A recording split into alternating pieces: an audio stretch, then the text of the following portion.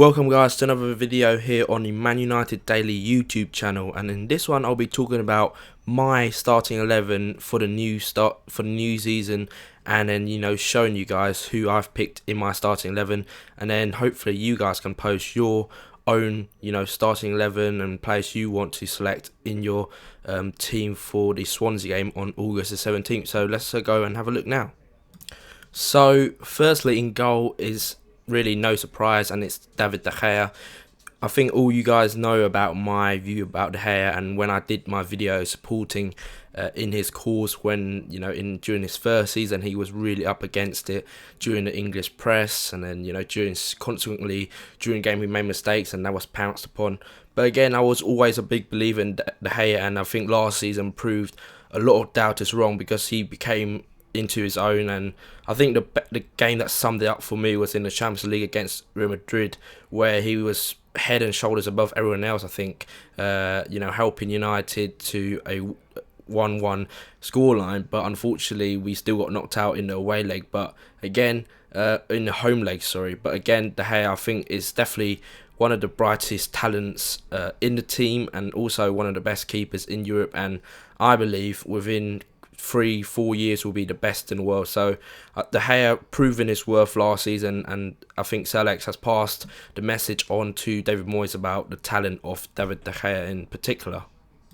Next up is the right back slot, and again, like De Gea, no surprise, and it's Rafael da Silva. Again, one of the players who I think improved massively last season, and I think as a testament to him, Sir Alex has given him the number 2 shirt last season, signalling and underlining I think his vast improvement from the year before, where he was rash and kind of like sometimes loses his head in battle. But again, his improvement and his overall kind of like technical play, both in attack and defending, has really earned him his spot within the starting 11. Again, he had some testing games against Real Madrid, in particular against Ronaldo and Gareth Bale, but I think both times he came out with flying colours, even though he had obviously difficult moments against world-class players. But I think it's the improvement in kind of his recovery that was a big, huge, vast improvement last season. And even though he had difficult games against Reading, he recovered really well next game against City, and arguably man of the match, attacking and dovetailing with Antonio Valencia on the right hand side. And perhaps in a new season he can form some kind of the same relationship with new signing in Wilfried Zaha and others outstanding wingers in our squad, like perhaps Nani and Ashley Young as well.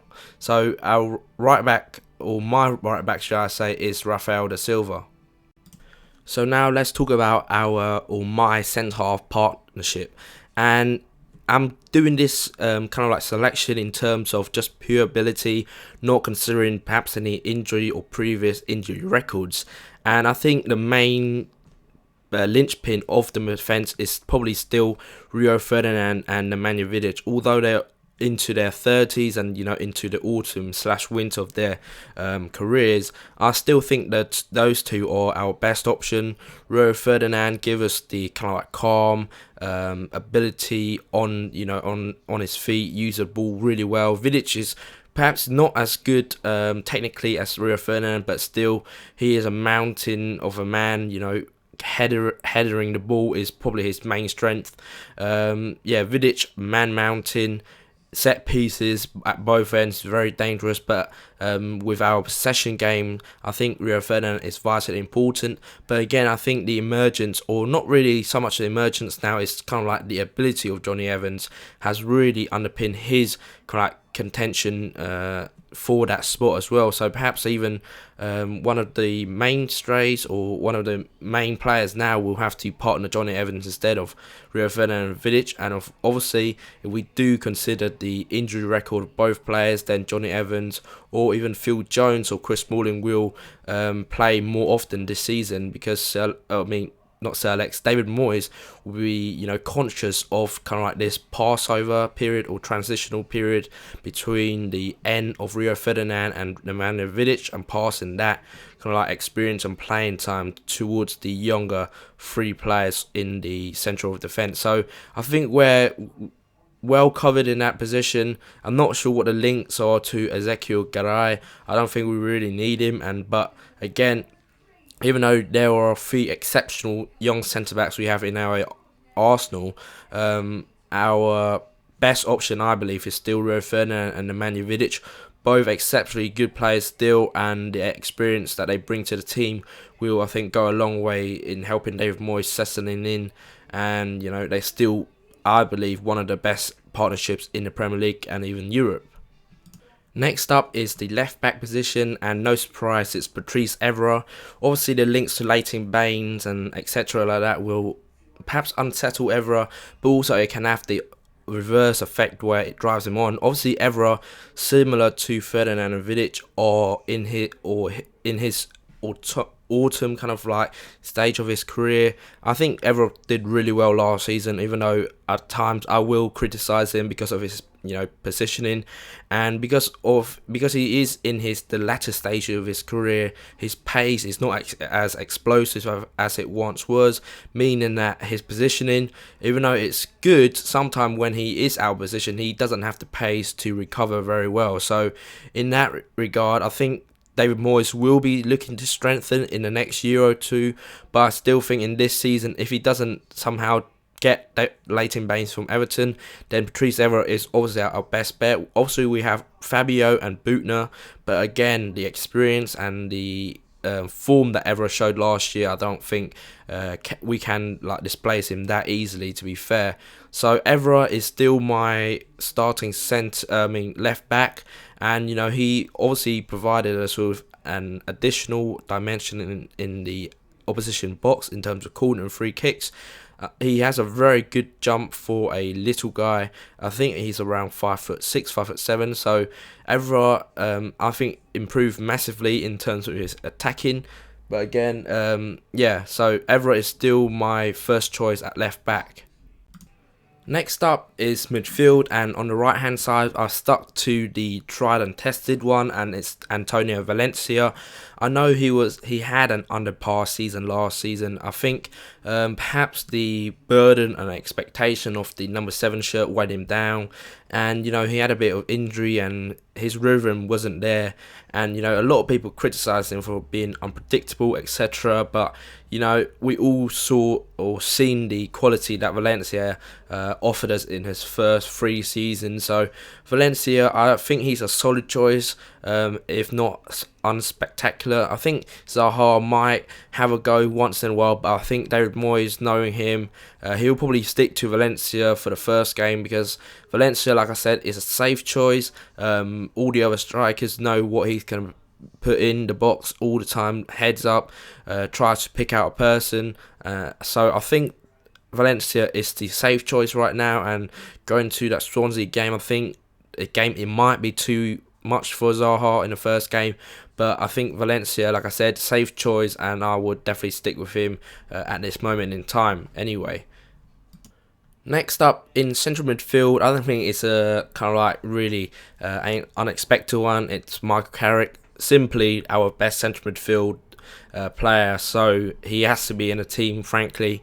Our other midfielders really not up to par at the moment. Michael Carrick, I think the only true great and first class player in that area right now. Obviously David Moyes has been targeting Cesc Fabregas from Barcelona.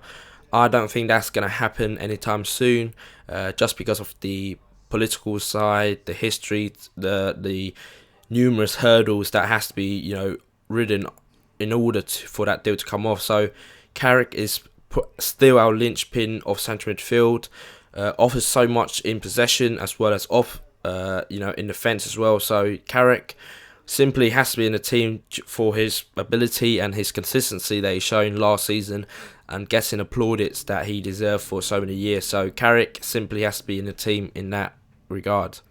And in midfield is another controversial move, I guess, and it's to do with Tom Cleverley. A lot of you guys saw the declining Tom Cleverley's form towards the end of the last season, but I think it's easy to forget the contribution he made towards the vital, important games, earlier on pre-Christmas against City, Chelsea, etc., where he was he was partnered with Carrick and offered us a lot of energy in central midfield, a lot of quality possession games. So I think cleverly right now, when you look over the options we have in midfield, I think he's probably the best suited to Carrick. Obviously, David Moyes has been open about his pursuit of Cesc Fabregas, and he probably will be our first choice if he does come. I'm still bitterly disappointed that we didn't sign Thiago Alcantara, because he is probably a better version of Tom Cleverley. A lot of quality on the ball, but again, overall, he's more consistent and has that bit of more of an X factor about him in comparison to Tom Cleverley. But again, I'm just choosing this prior to any major new signings is done. So at the moment, I will still pick Tom Cleverley to partner Michael Carrick in central midfield. In left midfield, I've chosen Shinji Kagawa. Obviously, I am one who knows where perhaps Shinji Kagawa plays best. We all recognise that from his time at Dortmund, and it probably is that number 10 role. But in order to fit in Wayne Rooney at this particular moment, I think Shinji Kagawa has to be in the team just for his intelligence on the ball and his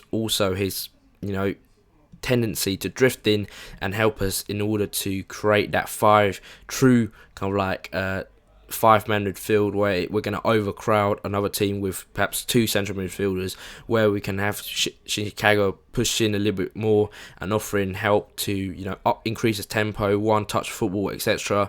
I really rate Kagawa a lot. I saw him quite a few times for Dortmund, and every time I was really impressed with his play. Obviously, right now we still have the issue of Wayne Rooney to sort out, whatever else, and Shinji Kagawa obviously is. If Rooney does stay, I don't think Shinji Kagawa is going to be offered the number 10 role week in, week out like he would with Wayne Rooney if he was fit. But again, Shinji Kagawa, I think he has to be included just for his intelligence. And, he's shown at times last season and as well for Japan that he is well and more than capable of playing that left-hand side role and then, drifting in, creating that extra playmaker to open up defences. So in that regard, for left midfield, I picked Shinji Kagawa.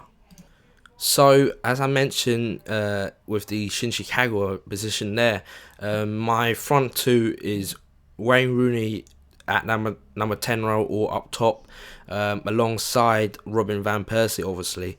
And I think like I said, the selection process is not taking in any sort of like off-field situation or any injury problems that may occur right now on playing ability. I think Wayne Rooney and Robin van Persie are our top 2 strikers. A lot of you guys probably will disagree with that, etc., because of the situation with Rooney at the moment. But again, we can't forget his ability and what he has done for the club during his time. Obviously, no player is bigger than the club, and I definitely recognise that. But again, if Rooney does go to Chelsea, I think that is a huge mistake from the club. I think, and the club recognise that obviously by the refusal to sell to our nearest, domestic challengers. So in that regard, Rooney has to either stay or go abroad. But again, just for the time being, him and Van Persie are my chosen 2 up top. So here is the summary of the formation, and as you can see here, the formation I've opted for is 4-2-3-1, if you like, and the Hay in goal, Rafael, Ferdinand, Vidic and Evra is the defence. I think that's a pretty strong defence, probably definitely our first choice, barring perhaps Johnny Evans swapping at times, or even Ferdinand or Vidic. And then we have Valencia, Carrick, Cleverley, and you can change that if we do sign a marquee central midfield player, and Kagawa on the left. And just behind Robin van Persie is Wayne Rooney offering that number 10 and Tranquilquista role, and then Van Persie up top by himself.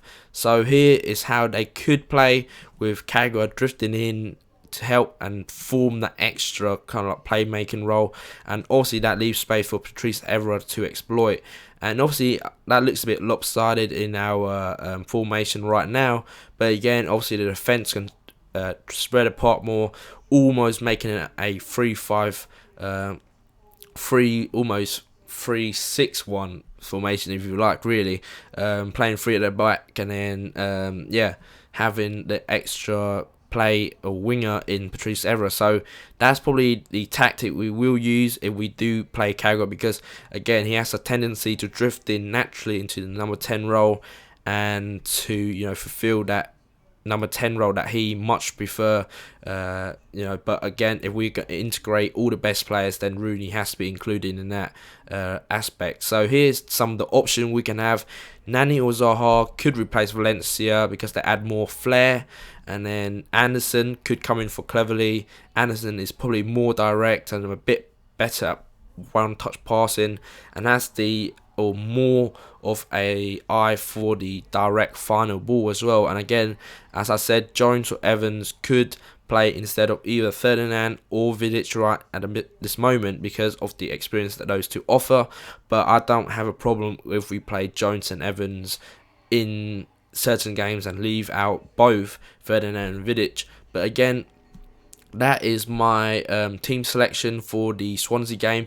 Obviously, I haven't taken any account because we haven't signed anyone yet, or that we haven't, sold anyone major in the case of Wayne Rooney. So in that regard, this video might be outdated by the time we get the Premier League underway once again. But again, I think that is probably the best kind of like formation and team that we have at this present moment in time with the players that we've got in the squad. So what do you guys think of the formation and also the players I selected for my starting 11?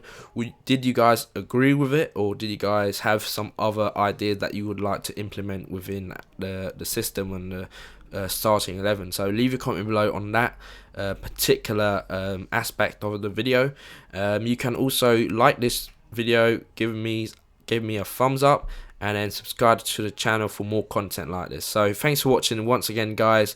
So please, if you could follow me on Twitter at ManUnitedDaily, probably the fastest way you can get in touch with me and also the other Man United fans that we have here. And also you can check out the website ManUnitedDaily.com as well. Thanks for watching, guys, and I'll see you in the next one. Cheers.